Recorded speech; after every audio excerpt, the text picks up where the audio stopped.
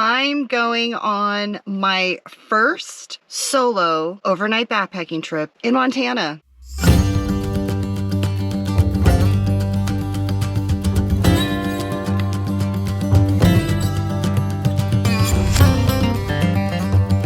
Just had two groups of hikers heading the other way tell me that there was a bear sighting about a mile up the trail. I guess I'm gonna face that fear tonight.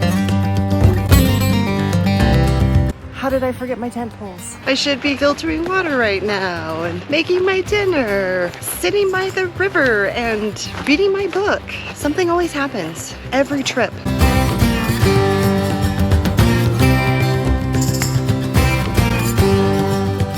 I saw a bear. I don't know if I'm gonna get any sleep tonight. Let the adventure begin.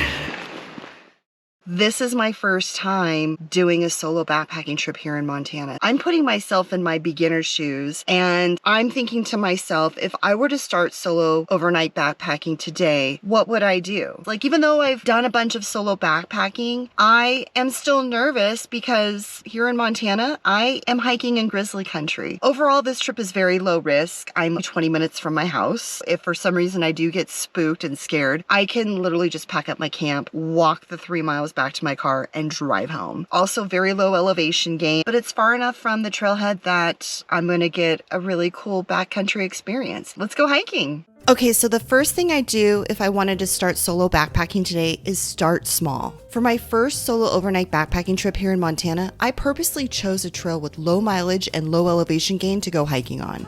It would only be a 3-mile hike in and a 3-mile hike out with a little more than 300 feet of elevation gain. Since I had day hiked this exact route the week before to check out both the trail and the tent site I'd be camping at, I knew I'd feel comfortable hiking this mileage and elevation gain with my loaded pack, helping to increase my confidence to come back and do this one as a solo overnight backpacking trip. The next thing I'd do if I wanted to start solo backpacking today is to pick a familiar trail. The trail I chose for my first solo overnight backpacking trip here in Montana is a trail I've day hiked multiple times before, which helped me become better familiar with this area. I found the more familiar I am with an area ahead of time, the more confident I feel camping out there by myself along the trail. Once I decided on the trail and the area I wanted to go hike for my solo overnight backpacking trip, then it was time to do some research. I started by going on day hikes in the area, not only to become familiar with the trail, but to also figure out where I'd want to camp. After coming home from my day hiking recon trips, I created a route for my trip using one of my favorite digital navigation systems, Onyx Backcountry. Using the desktop version of Onyx, I created my route from the starting trailhead to where I wanted to camp overnight and then back. Once I had my route created on Onyx, I could see the total mileage for the route along with the total elevation gain and loss. To get more details about the campsite and water sources along the trail, I could zoom in on the map using the satellite layer. And if I wanted to get a better idea of how big the parking lot is at the trailhead, I could also use the satellite layer and zoom in on the area. Since this trailhead has a pretty good sized parking lot, I knew I wouldn't have to worry about needing to arrive super early in the day in order to get a parking spot near the trailhead. I also researched things like the current weather forecast for the area. I could check the current weather forecast for the area both through Onyx Backcountry and the National Weather Service. Knowing what the weather forecast is for the area ahead of time helps me determine what kind of gear and clothing I need to pack for my trip.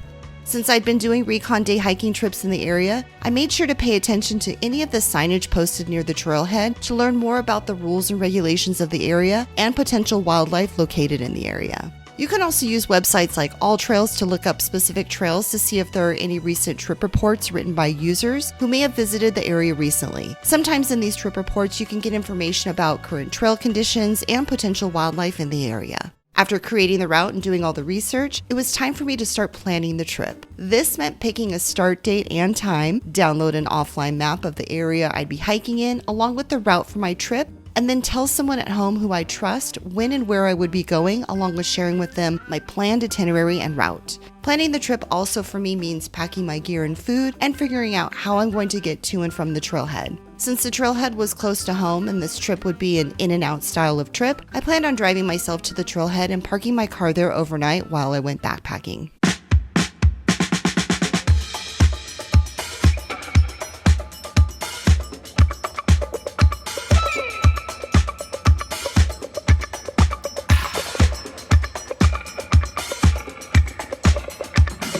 Judging from all the cars in the parking lot and all the people I've seen so far, very popular trail on Sunday.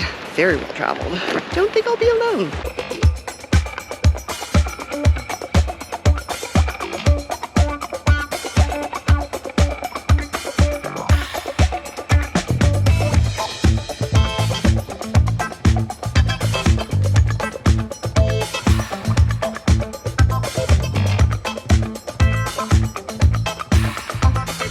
Just had two groups of hikers heading the other way tell me that there was a bear sighting about a mile up the trail.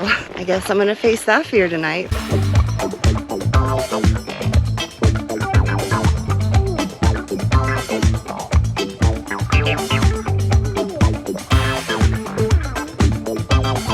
think I found camp for tonight.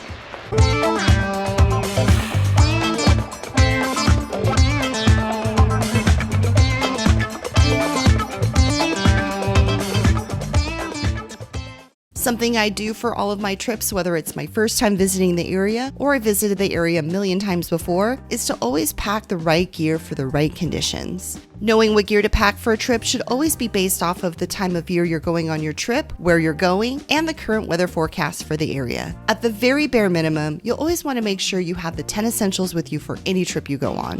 When packing gear for any backpacking trip, I always like to think of the gear I'll need in terms of systems, like a pack system, shelter system, sleep system, cooking system, packed clothes, water filtration system, repair tool toiletry kit, first aid kit, poop kit, miscellaneous gear, electronics, and clothes I plan on hiking in. To see the gear I packed for my first solo overnight backpacking trip here in Montana, click the link I've included down in the video description below for more details and links for each of the items on my list. If you need help with trying to figure out what gear to pack for your next backpacking trip, I've created a free backpacking gear packing list, which you can download for free just by clicking the link up here or down in the video description below. If I wanted to start solo backpacking today, I'd also try and practice using my gear as much as possible. Even though this trip would not be my first solo overnight backpacking trip ever, it would be my first backpacking trip here in Montana. So I wanted to practice using my navigation app like Onyx Backcountry to not only help plan my route, but to also help me stay found while I was out on trail without cell or Wi-Fi service. Since I have a trip coming up with a group of students from my online backpacking program for women, the Confident Solo Female Backpacker System, I wanted to practice using some of the gear I plan on bringing for that trip, like my freestanding tent I haven't used in over a year. So I thought this low-risk overnight solo backpacking trip would be the perfect opportunity to set up this tent again since I haven't used it in a while.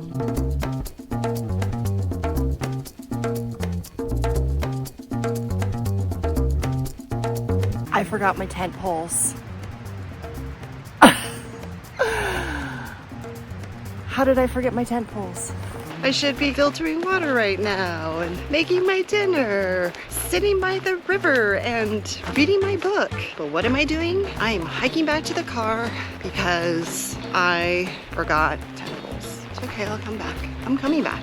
Just goes to show that no matter how much experience you have with this stuff, something always happens. Every trip, whether it's small or big, and then you just take that and you use it to learn on how to make the next trip even better. And next trip, I will remember the tent poles.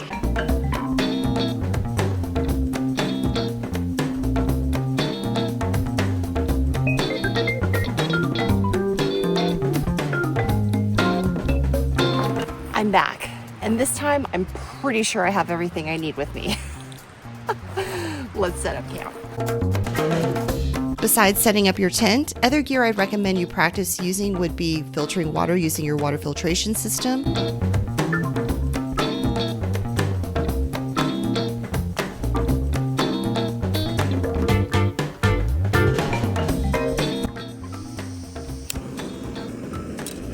boiling a pot of water using your backcountry stove, testing out backpacking meals to see if you like them, hiking the shoes and wearing the clothes you got for backpacking in, sleeping on your sleep system, packing and unpacking your pack, and if you're going to use a satellite messenger, practice using the device and pairing app to send messages to friends and family at home.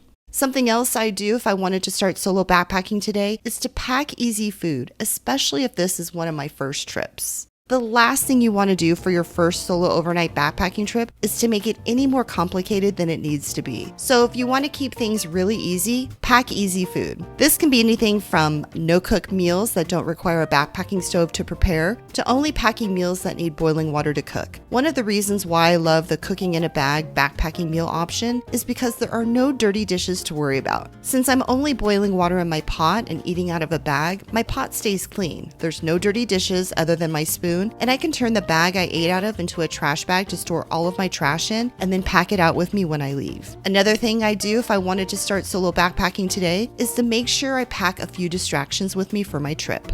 For my first solo overnight backpacking trip in Montana, in addition to packing all the gear I wanted to practice using and food I wanted to test out, I also made sure to pack a book with me. This way, once I made it to camp, set up my camp, and had a chance to finish all of my camp chores, I'd have something to do while I was at camp alone waiting for the sun to go down.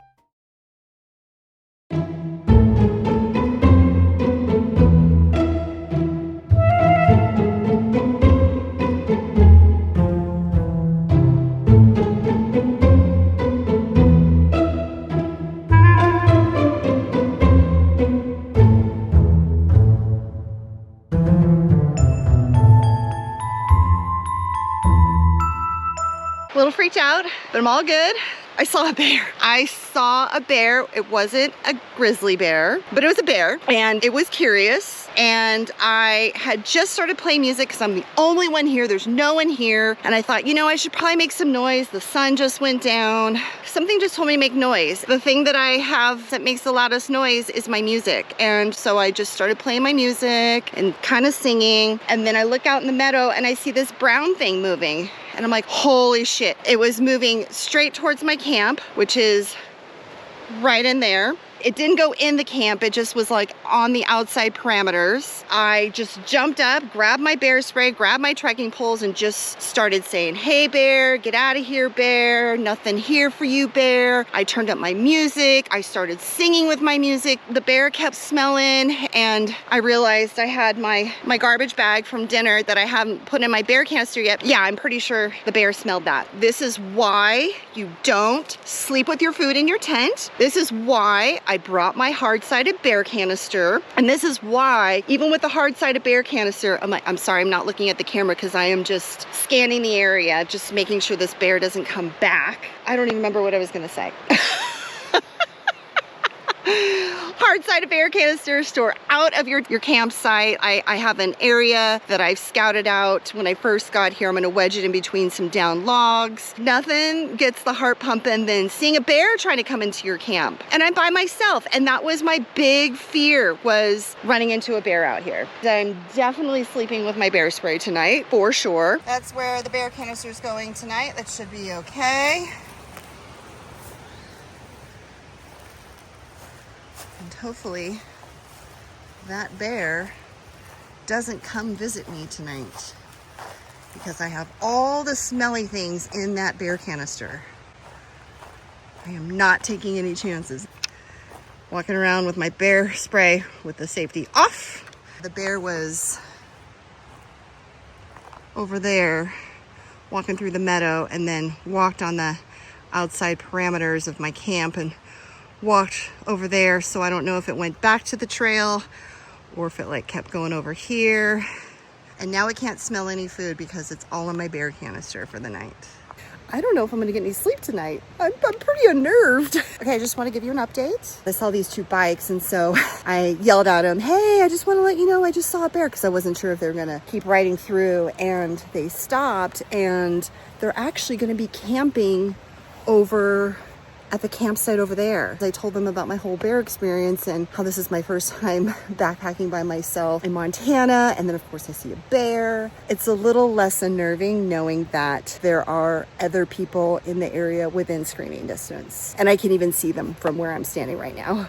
I think I'll actually be able to sleep tonight, because I have the comfort of knowing that I'm truly not the only one out here by myself. Like, there's two other people out here. While we're not sharing the same campsite, they're close enough by that if there's any sort of trouble, I can yell and they'll hear me. Sometimes you just have to face the fears. And honestly, like, now that I'm calming down, dealing with that bear wasn't as terrifying as I thought it would be. I've seen bears before on trail. I've seen bears before with people. I've seen bears before by myself, but I haven't seen a bear come near my camp as I'm camping by myself. So that was the first. But it honestly wasn't as scary as I thought it was. Like, the bear sniffed around and moved along. There was no confrontation. I think I did all the right things. The one piece of gear I wish I had gotten sooner in my solo backpacking journey is the satellite messenger. It's now the one piece of gear I won't ever go out into the backcountry alone without. In the event of an emergency, I can use my satellite messenger to contact emergency responders and notify my designated emergency contacts via two-way messaging, even if I'm out of cell and Wi-Fi service. With this trip, even though I didn't experience an emergency, I felt a lot of comfort in being able to reach out to friends and family at home, letting them know that I had encountered the bear while I was at camp. This not only helped give me peace of mind, but also those at home peace of mind as well.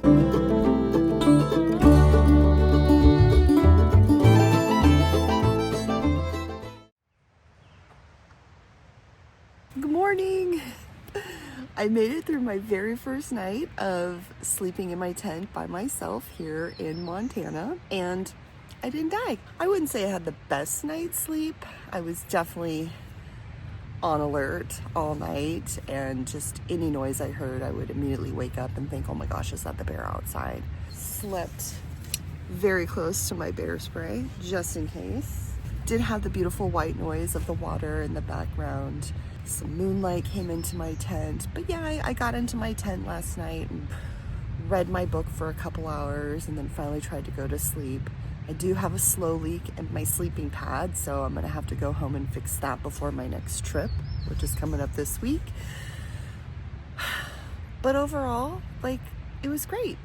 I'm gonna go ahead and start packing up my tent and then make some breakfast and then get back out on trail. Little pro tip if you're feeling just a little anxious when you're sleeping in your tent alone at night is you can use a small carabiner and then connect it to the other zipper, and you essentially lock yourself in your tent. So nothing can come and unzip your tent in the middle of the night when you're sleeping. Just a little safety pro tip.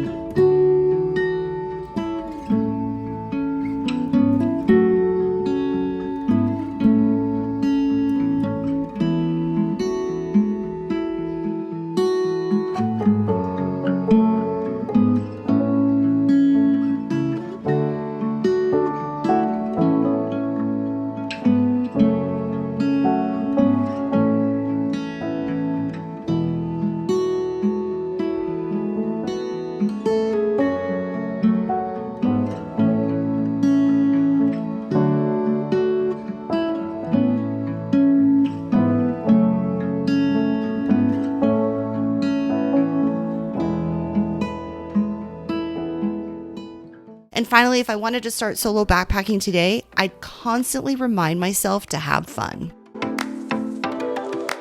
First night of solo backpacking in Montana, check, complete. And I didn't get eaten by a bear. I found that the hardest part about backpacking alone is learning how to get out of my own way.